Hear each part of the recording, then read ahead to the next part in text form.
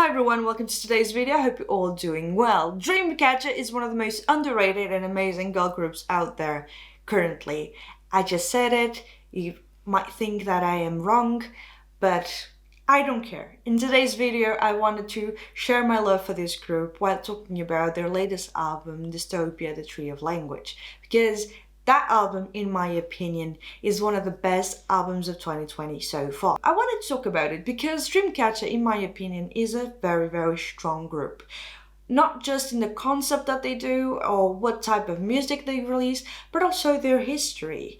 I love the video that Mira, I don't know how you pronounce it, I'm very sorry, but she did an entire video on Dreamcatcher's history, and it's very interesting. If you don't know the group all that much, go check it out, links in the description, but you sort of get to know them a little bit better and know how much they went through throughout their entire career. And so when you see them releasing new stuff now, you're like, I'm with you, I stand you.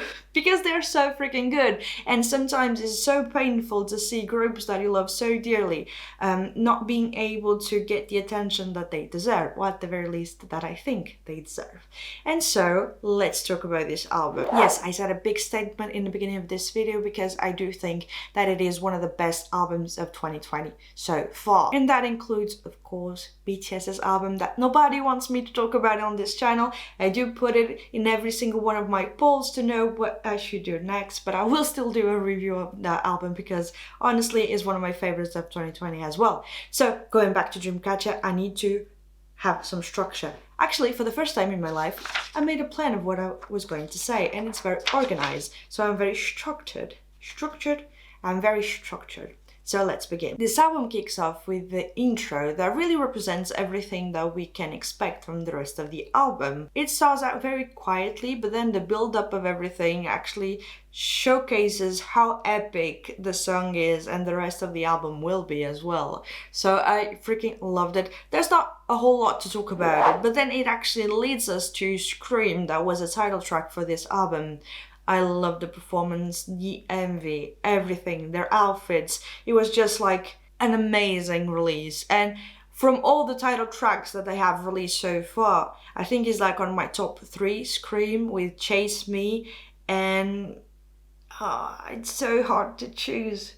But Deja Vu, I think it's like my top 3, but going back to the topic of the video. So we have Scream, I already made an entire video on it, links in the description. And then it's followed by 10 other tracks that are like amazing and so different from one another. I feel like with some groups we actually see in their mini albums or even full-length albums some songs that are like the same type of concept and overall look and sound very familiar. But with this album, I think they really optimize everything in terms of what genre they can go for and what type of concept, and everything is really, really diverse, while still being very coherent in the themes that they use or even the musicality, the instrumental bass that they go for. Tension has a very strong beginning. Like all of a sudden we start out with this amazing guitar riff and I'm just like, who is the guitarist of this song? Because he is slaying it. He's amazing. It sounds like an anime OP, and I know that some people don't really like to make comparisons with anime music, but honestly, some of my favorite songs are from anime OPs and I just love it because it's so freaking badass. And you know that when you're watching an anime, it's all about story. Sometimes, some other times not really. But when you have the music for it really already hinting on what the anime is going to be like, it's because it's a good song. And I feel like with Dreamcatcher songs, for the most part, some of them really already tell a story just from the very first few notes that you have in. Tension is no exception. We have this beginning that is so freaking epic, but then it actually slows down with the vocal part. The instrumental becomes much quieter and you don't have all of those riffs and everything, so you can clearly hear their voices. And actually what I really enjoyed as well with this song is the fact that the whole theme of it is to not let yourself give up when facing this tension. And I just thought it was so freaking cool because it's like, go all out, believe in yourself, and the tension will disappear. And so it even made me think of like one of those shonen anime parts in which like the main hero is going to have to face the main battle of the arc, and then all of a sudden he starts losing, and by the power of friendship all of a sudden he has this huge power-up move and he wins the battle and saves everyone. And this song made me think about an entire plot of a shonen. It was just that good. And then of course we have their vocals. Gayeon is singing so much more, and that is a common trait for all of the songs. Siyeon's vocals, she did one of those notes. Here it is.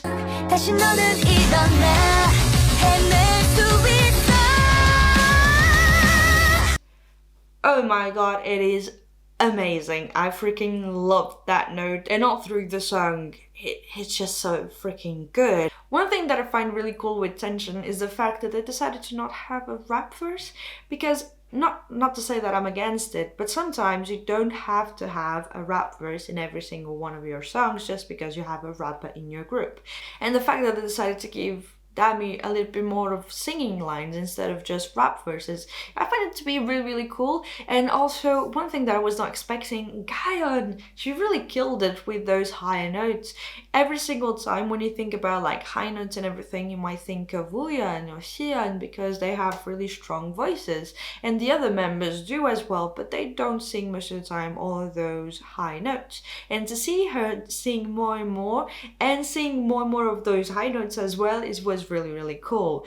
I really do appreciate that, and I'm hoping when Hadong comes back from Idol producer in China, I don't know the correct name, I'm hoping that she will get all the much more lines as well, and that they are able to create this line distribution that really showcases all of their talents in terms of singing. And I must say, with all of those comparisons with anime, yes, I'm saying it again, it made me think that this album is very theatrical, because every single one of them really tells us a story. It is very epic, very grandiose as well, and so it really tells a story really well, and you feel like you go from point A to B while listening to the entire set list. So I thought it was so freaking cool to go through the motions of this album and discover new sides of them through every single track. Which actually leads us to a very, very cinematographic. I chose really hard words to explain this album, but what I'm trying to say, we have from the very first few notes of Red Sun this mood that is set up. You sort of imagine that you are entering the castle of Count Dracula, and he just woke up and is planning who to eat next, and he's just so very dramatic and darker, and he sets really well this atmosphere to the entire album, and I thought it was like amazing. We start up with the vocals, but then it's actually led up to Dami's rap, and it's just like, what? So freaking cool. Red Sun has this darker and playful almost side to it, and the mood that they set really goes well with the theme of the song, that is all about trapping someone and trying to catch, and it's very playful in a sense while still being very, very dark, and I freaking love it. And actually they performed this song at music shows during their promotions for Scream, and I freaking love the choreo and their outfits. It was very vampire inspired, and or even Halloween inspired. Their makeup with all of those dark colors, with the black lipstick and everything. And the choreo was actually done by Sua. She was the one creating it, and it looks so freaking cool. Especially Jio's outfit was beautiful. The song in itself creates a very haunting atmosphere and mood, and you feel like you are yourself in the game of being haunted by the girls, and you are like somewhat liking it. And it's really hard to actually pinpoint what type of genre this song in particular is, because we have a mixture of so many influences, because we go from this very like dark old classic music beginning, and then we'll And then when Dami starts rapping, it is more like trap almost, and he has this very hip hop beat. And then all of a sudden with the chorus, which is like red sun, it's not at all the same type of chorus as Potential or Scream. And like the adventure is not over yet, because with Black or White we go through another adventure in itself. With the very beginning of with the guitar and the bass, the rhythm that they are setting is so freaking cool. I just fell in love with it. I love how the beat enters the song. The pre-chorus is so freaking beautiful with Uyeon and Jio, and just the chorus is like so freaking badass with the bass. It has this funkiness to the song that we couldn't find with previous tracks. The chorus is my favorite part of this song, and it has yet again so many different influences to it. Dami's rap is freaking cool, as per usual, and it's all about this undecided person that don't really knows who you are, but they are trying to put a label on you, and they are saying basically, I'm neither black or white, I am myself, and you don't have to decide who I am. And the build up on the bridge is so freaking beautiful, and I feel like when they manage to bring another side to the song through the bridge, is like, a song is well done. Build up of the bridge is so cool with Xian, the way she sings, and adds that much power to the song. Beautiful. Then we move on to a song that is yet again completely different from the rest of the songs here on this album, that is Jazz Bar. The title of this song really describes it well. You are in this jazz bar actually saying to someone that you love them, and it has this jazzy feel that I freaking love. And the rhythm, for example, of the second verse is so freaking beautiful, and I feel like they nailed it so freaking well. Dami is singing as well, which really adds all the much more, especially she's doing the bridge, and her darker tone and deeper vocals really help emphasize all the much more this jazzy, bluesy almost feel to the track. Yet again, Gayeon is singing so much, and I freaking love her. I feel like she's becoming all the much more like a bias breaker for me, because every single time that she comes on screen or just sings, I'm like, what? And she's the magnet, so to see her evolve so much from the first release that they've done to now, it's just so cool. I feel like the same way I felt for Jungkook as seeing him evolve in BTS. The next song is Sara, and I actually had this song in my head on repeat for such a long time. And they actually released not so long ago an MV that they did during the behind the scenes of the music shows and everything, and it is so funny, and I love how quirky they are during the entire MV, and they are like playing around while still having a song that is very, very dramatic, because like, of course, they have a huge guitar intro. What can I say? It is to be expected now with Dreamcatcher. However, the guitar intro is much calmer than the other tracks. It really sets well the mood, because it creates this mysterious aura as well, and then it's actually followed by Dami's rap with a little bit of auto-tune. And yet again, it's another song that has a beautiful message, because it's all about this metaphor of going through the desert and having this thirst for more, and you don't know what is expecting you on the other side, but you know that you have to keep on moving on, because time won't stop, and you can't give up.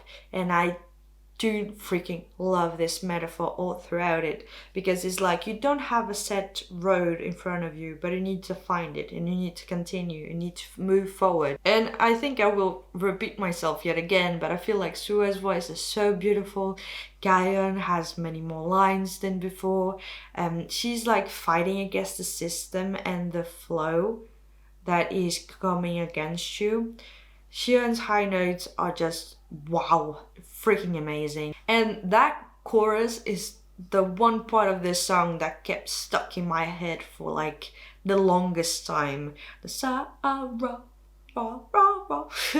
And actually Suwa nails it, and it's just so freaking epic. It's very dark yet again, and all the entire album has this very dark mood to it, but I just found that this one in particular really emphasizes the epic element of it, of going against the system, of moving forward, of finding your path and who you want to be.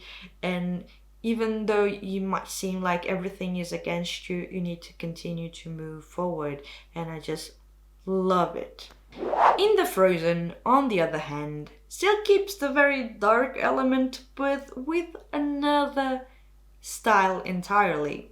It is a very different mood as well, even though it continues to be very, very dark. It has this huge beat drop that I was not expecting at all. It has this cool message because it's all about metaphor yet again.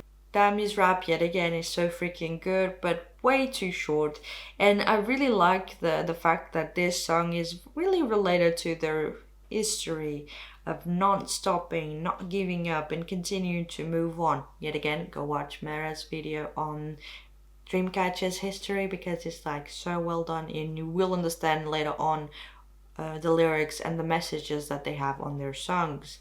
And the beat drop made me think of something that would be released in the early 20s, something that you'd go into like a club and dance to. It had this feeling that you don't really find on any other of their songs. And we close off the album with Daybreak, which is a very chill piano pop ballad, very sweet. And I found that sometimes with ballads, raps don't really fit in. But with Dreamcatcher, they managed to pull it off beautifully every single time. And with Dami's rap, I feel like it fits really well with the rest of the song. Suwa, yet again, is showcasing her much deeper vocals. In contrast, we actually have Gio adding a little bit of sweetness to it. Dami is singing, yes, we like a whole lot. And it is this love story, the feeling of warmth that you can feel with the person that you love. And I felt like it was so sweet. For the songs on this album are songs that we either already listened to because they were already released, or songs that actually are like the outro or the instrumental that I don't really have a whole lot to say about. So we have Full Moon that they had released I think 2 years ago, but I did really enjoy that song and the performance of it was like amazing. So I already talked about it, I do really enjoy it. The outro is the closing instrumental like for the intro, and I think it really adds a little bit of closure to the rest of the album. We have this Scream instrumental that Ray talks about, and Paradise by Hyun. She did release that a couple of months ago, but I just love every single thing that she does. When she participated in that Chuseok variety show contest of singing, V1 I think it was called, she did her own version of Overdose that is originally sung by EXO, and I was just in love with the entire song and this version. It is so different, she made it her own. So yeah, I'm a big fan of hers. She can do anything that I will be like, amazing, amazing. And I'm a little bit pious, but here I am. I just wanted to share with you guys a little bit of my thoughts about every single one of the songs here because they're all so freaking amazing and they deserve your attention. So go listen to it, but before you have to like, share and subscribe to my channel because I post videos like 3 times a week, sometimes more, sometimes less. But while I am at home due to the coronavirus, I will be doing a little bit more, or perhaps preparing some videos before I have to go back to work. But yeah, that is pretty much it, guys. I really want to know your guys' opinion about this album. I know that nobody actually filled the poll for this one song, but I still wanted to do it because I do really like Dreamcatcher, and I'm hoping that with this video, if someone watches it, might give them the will to go and check out this group because they are amazing and they deserve your attention. So yeah, guys, tell me in the comments down below, what did you think about this album? Which one is your favorite song? And yeah, I hope I will see you in my next one. So until then, have a good one, take care of yourself and be careful. And yeah, Either way, guys, thank you so much for watching this video. I hope you liked it, I hope you enjoyed it, and I hope I'll see you in my next one. Bye!